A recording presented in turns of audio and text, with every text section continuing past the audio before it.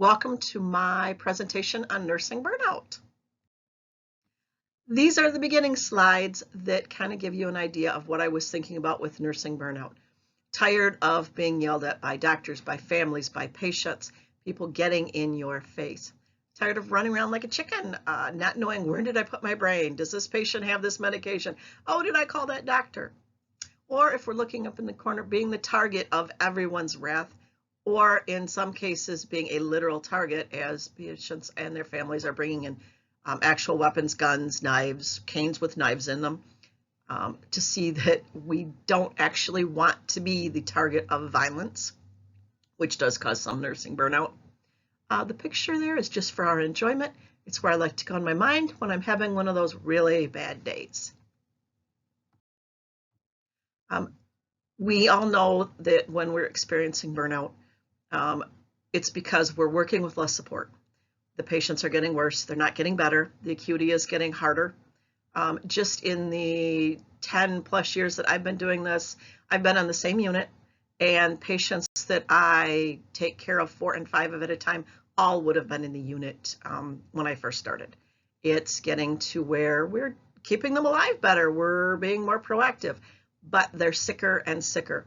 And then we add in the advanced computer charting, which, as you can tell, is most of our computers. They don't work right. This isn't logging in right. I can't find where this goes. And it's frustrating.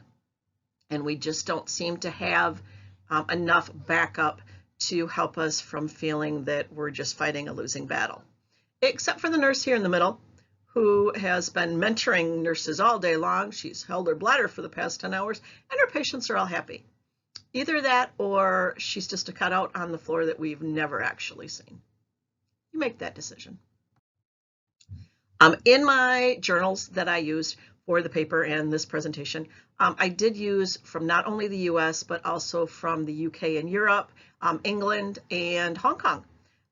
They all agreed that the work environment was the biggest impact on how bad their nursing burnout was. And nursing burnout, defined for most of my journals, was mental and physical exhaustion, decreased self-esteem, and cynicism or lack of caring, which could lead to worse patient outcomes because we feel like we just can't make a difference. Nothing's within our control, and we can't deal with it.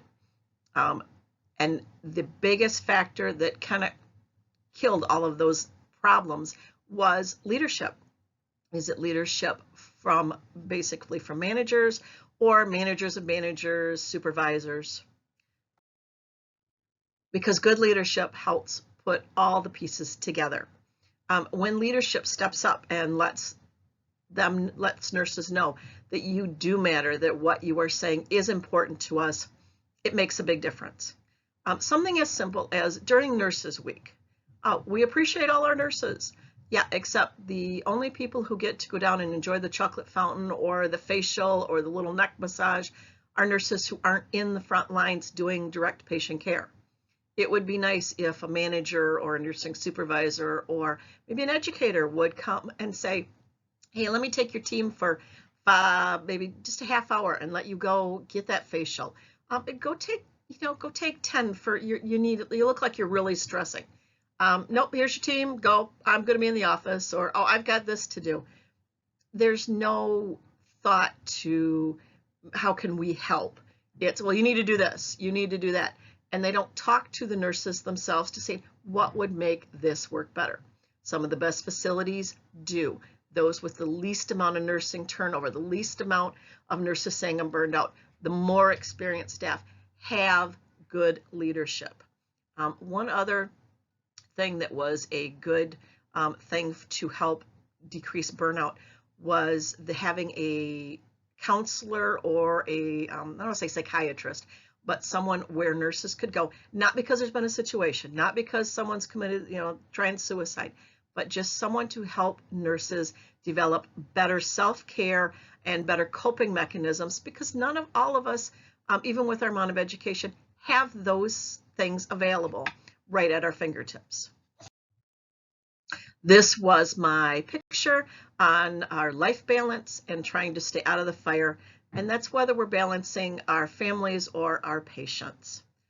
Thank you for listening and have a great holiday.